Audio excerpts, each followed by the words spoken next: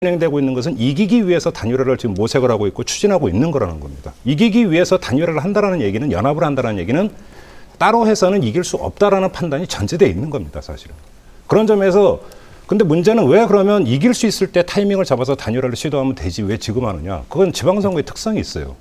아까 저기 그 오프닝에서도 잠깐 그 VCR을 통해서 나왔지만 요번에 뽑는 사람이 4,000명을 헤아립니다. 엄청난, 그러니까 단체장만 가지고 얘기를 해도 몇백 명이 돼요. 기초단체장까지 합하면.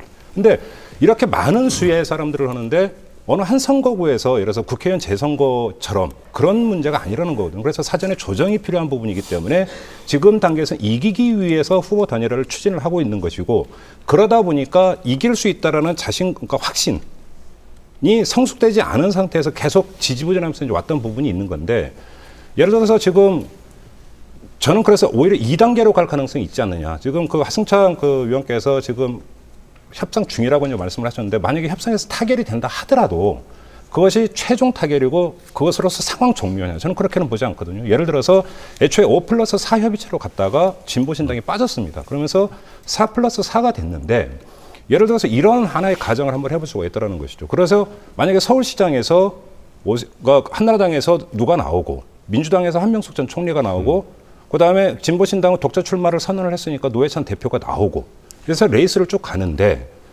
지금 한나라당 후보와 민주당 후보가 만약에 박빙승부를 벌이고 있고, 여기서 노회찬 대표의 그 득표율이 그것이 일정하게 캐스팅 보트를 행사를 하면서 한다고 했을 때 그것이 이길 수 있다라고 하는 어떤 분위기가 됐을 때 그것은 또 하나의 압박 요인이 된다는 것이죠. 단일화를 다시 추가로 강제할 수 있는 요인이 되기 때문에 막판에 있어서의 단일화 가능성도 함께 열어놓고 봐야 되는 측면이 있는 것이 아니냐. 그리고 지금은 이기기 위해서 단일화를 모색하는 과정이고, 그 여론조사 결과를 보면은 그러니까 그런 것 같아요. 그러니까 하나의 단적인 예가 경기지사의 경우인데, 초반 같은 경우는 김문수 현 지사와 그다음에 민주당 후보나 국민참여당 후보 누구를 붙여도 게임이 안 될 정도로까지 상당히 벌어져 있었습니다. 그런데 지금 여론조사 결과 추이를 이렇게 종합을 해보면 아직도 분명히 격차가 있는 것은 사실이지만 좁혀지고 있다라고 하는 것이 여론조사 추이로 나타나고 있기 때문에, 저는 이런 부분들이 이기기 위해서 가져가는 단일화를 일정하게 추동할 수 있는 힘으로 작용하지 않겠느냐.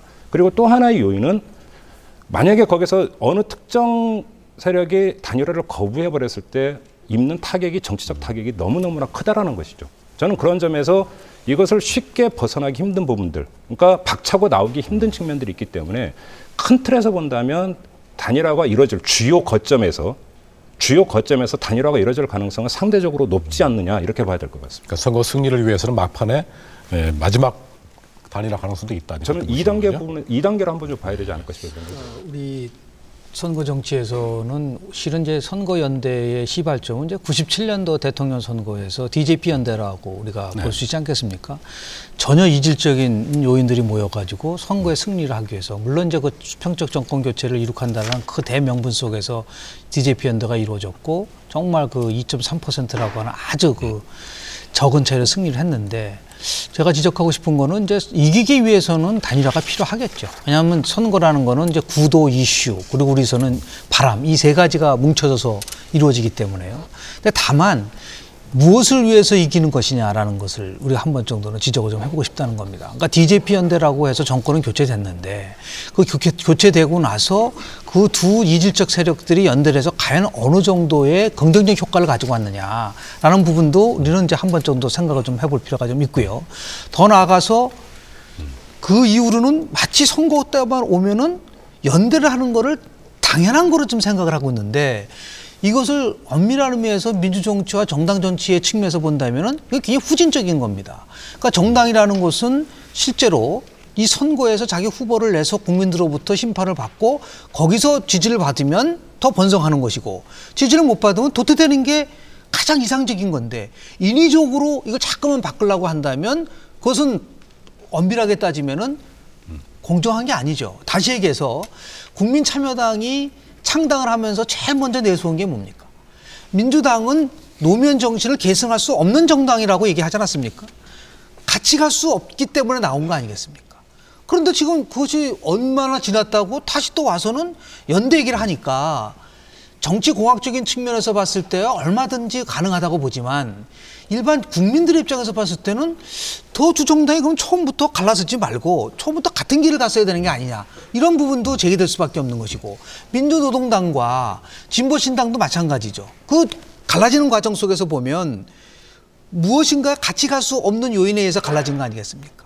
그런데 지금 다시 또 선거 때 와서는 오로지 반 MB 연대라든지 반 한나라당 연대를 통해서 선거에서 승리를 하기 위해서 연대를 한다. 그건 뭐 정치적으로는 그건 충분히 있을 수 있다고 봐요. 그러나 실제로 그 이후의 거도 우리는 한 번 정도는 이제 성숙한 민주정치를 일각한다면 오히려 독자적으로 정치 세력화를 하고 선거가 끝난 다음에 연합을 하는 거는 우리나라만이 아니라 서구 많은 나라에서 있을 수 있어요. 그러나 그 후보 자체를 이런 식으로 서로 그 사전에 나눠가지고 한다는 것은 엄밀한 의미에서 보면 이제 좀 바뀌어야 될 우리의 그 풍토가 아닌가라는 생각이 좀 듭니다. 지금 말씀하신 대로 이제 일반적으로 연대가 후진적인 건 아니죠, 그죠? 그러니까 이 유럽 같은 경우에도 일상적으로 연합정부 논의를 하니까 연합한다고 하는 것 자체가 후진적인 건 아니고 오히려 어떤 점에서 민주주의 진전일 수 있는데 우리 사회에서도. 근데 말씀하신 것처럼 이 선거의 성격에 따라 좀 그런 차이가 있는 것 같아요. 예를 들면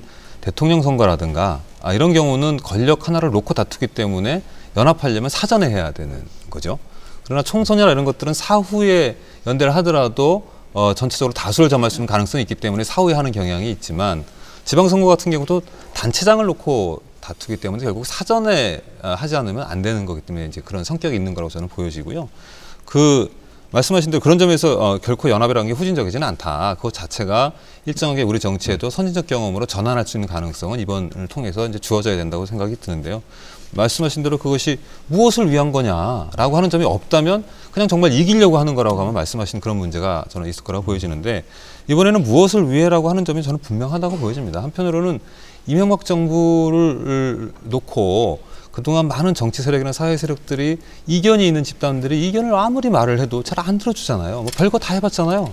촛불 시위를 몇 달씩 해보기도 하고 삭발도 해보고 농성도 해보고 집회도 해보고 별거 다 해도 말을 안 듣는다 이거죠. 결국 이것을 일정하게 변화시킬 수 있는 가능성은 선거로부터만 주어진다라고 하는 것들을 사회적으로 또 정치적으로 인식하고 있는 거기 때문에 이런 점에서 이번 선거가 중요하다라고 사람들이 생각하는 거고 그 목표가 분명하게 있고 이 선거를 통해서 이명박 정부가 지난 2년간의 국정 운영을 성찰하게 만들어줘야 된다고 하는 목표가 분명하게 있는 거고요. 또 한편으로는 동시에 지난 보선의 결과로도 우리가 익히 알 수 있지만 여러 정치 세력들이 이 야당이라고 하는 정치 세력들이 그런 이명박 정부의 그런 국정 운영을 독주를 제동을 걸 만한 하나의 정치 세력은 없다라고 하는 게 확인되고 있기 때문에 이 야당들 스스로도 대안적 세력이 되기 위한 어떤 혁신할 수 있는 계기들이 주어져야 되는데 이런 정치연합이라는 걸 통해서 그럴 수 있는 계기를 삼아야 된다고 보여집니다. 네. 그런 것들이 내용적으로 어쨌든 이번 지방선거를 통해서 한편으로는 이명박 정부의 성찰이라고 하는 것을 가져올 수 있는 가능성과 또 야권이 자기 혁신할 수 있는 가능성이 동시에 주어져야 된다고 보여지는 거죠. 네, 야권 대안화 문제 마지막으로 일단 뭐 정치 세력 간의 연대나 연합이 특히 이번처럼 이제 기왕에 갈라지고 나서 또 하는 것이 과연 선진적인지 이런 뭐 문제적인 있을 수 있겠습니다만 그 자유는 뭐 있다고 봅니다. 그건 뭐 제한될 수는 없는 거니까 합의되면 뭐 하는 거고 어떠한 경우에도. 그런데 이제 이번 지방선거 경우에 두 가지는 제가 얘기를 드려보고 싶은 게 이게 이제 진행 중이기 때문에 우리가 뭐 지금 결론이 나 있다면 뭐 그걸 평가할 수 있겠지만은 뭐 가설적인 얘기를 할 수는 지금 없는 거고요. 다만 이제 국민참여당과 진보신당 이쪽의 입장에서 제가 보면 특히 이제 진보신당은 좀 중간에 이미 그 연대 논의에서 빠져나왔는데 당의 존립과 관계가 될 수가 있어요. 만약에 자기들이 어떤 후보, 광역단체 후보가 되면 몰라도 그렇지 않은 다음에는 실제로 이제 연합이라는 게 연합한 세력 간에 또 이익을 배분하는 이런 서로 이익이 되는 윈윈하는 게 있어야 되는데 현실적으로 당의 존립 자체가 문제가 될 수 있는 그러니까 존재가 보여지지 않는 이런 걸 좀 우려하는 현재 그게 아마 협상에 있어서 크게 문제가 되는 것 같고요. 두 번째로는 이게 지방선거에 국회의원 선거도 그렇습니다만 당이